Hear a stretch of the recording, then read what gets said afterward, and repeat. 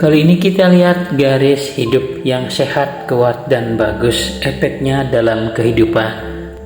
Sebagaimana kita ketahui, garis hidup berpangkal di sini sampai ke bawah, umur muda sampai umur tua.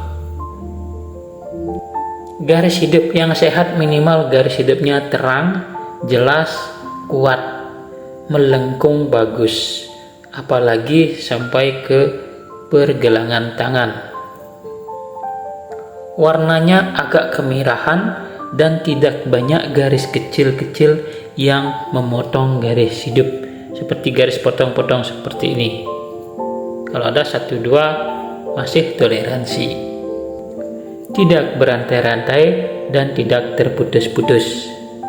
Garis hidup menunjukkan perjalanan hidup dari lahir sampai meninggal di sini. Tapi garis hidup tidak meramalkan tentang umur usia. Jadi jika garis hidup itu seperti ini, kuat, jelas, tajam, lengkungannya bagus, itu adalah penghidupan yang sehat.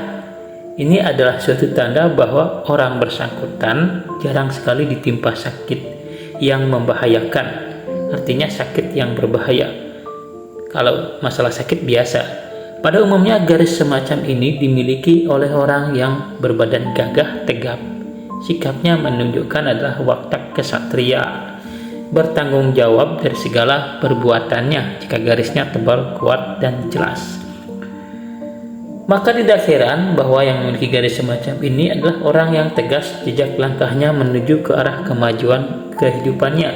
Apa yang dicita-citakannya mudah terkabul. Orang seperti ini mempunyai pandangan luas tentang bermacam-macam masalah yang mendatangi kehidupannya sehari-hari, serta pandai mencari jalan untuk senantiasa mengambil manfaat atau keuntungan hidupnya dari bermacam-macam hal yang dihadapinya. Garis hidup yang kuat, jelas, dan terang. Mereka sangat cepat mencapai apa yang diidam-idamkannya. Walaupun ada rintangan, resiko, dia berani menempuh resiko dan akhirnya akan mencapai sukses. Jika di sini ada garis-garis kecil naik menuju ke jari-jari, salah satunya ada mungkin punya ini saja, ini atau satunya atau kedua atau kesemuanya ada garis naik, itu adalah garis keberuntungan yang memudahkan menjalani kehidupan dan cita-citanya cepat berhasil dan keberuntungan mendadak. Karena dia memiliki banyak hubungan dengan orang lain atau dengan siapapun yang memudahkan ia memperoleh berkat dalam hidupnya. Baik hubungan itu mengenai urusan orang lain, urusan dalam diri sendiri, mereka sangat pandai untuk melayaninya sehingga hubungan-hubungan tersebut ada jalan terbuka baginya untuk memperoleh keuntungan pribadi. Garis cabang yang menuju ke jari telunjuk ini sukses biasanya didapatkan dari koneksi ke orang-orang besar, pejabat, orang-orang tinggi. Tapi dia bisa juga menguasai orang lain. Garis yang naik ke jari tengah biasanya dia akan mencapai sukses luar biasa, tetapi pengorbanannya juga luar biasa.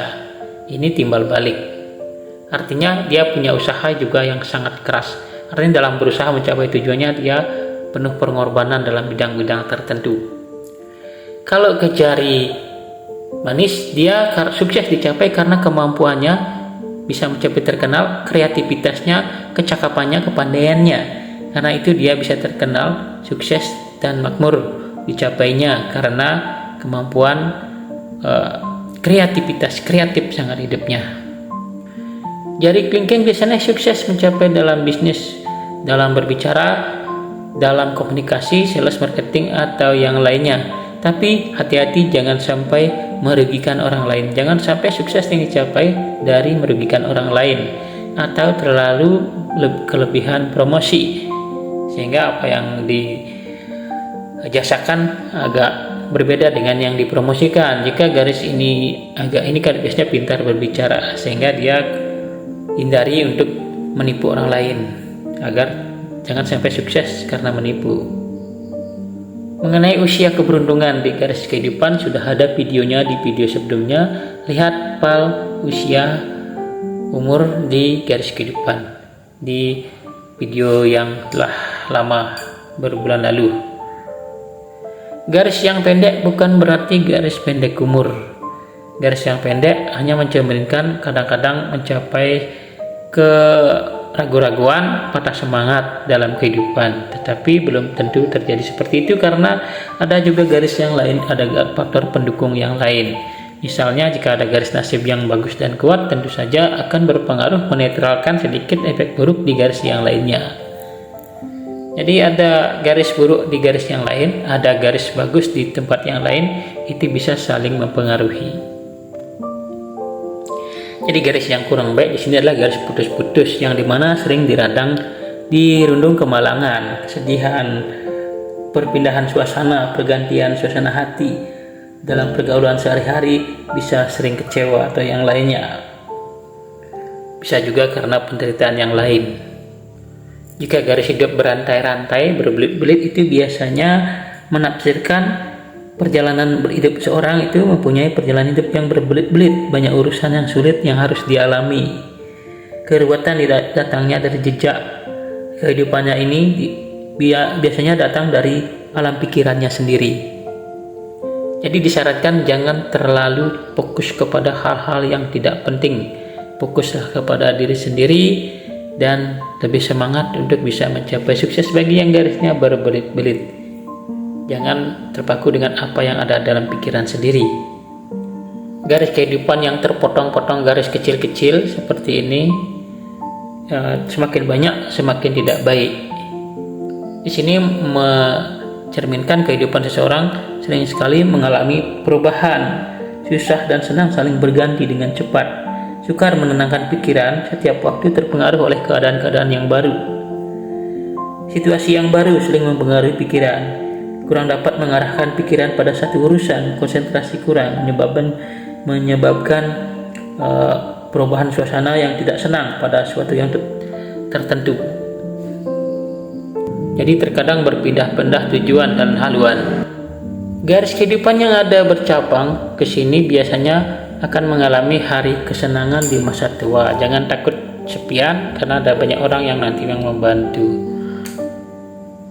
Jadi garis cabang ke bawah di paling bawah garis kehidupan itu kesenangan di masa tua, tapi bukan cabang-cabang yang banyak ke bawah di sini. Ini mungkin ada penurunan di energi tertentu.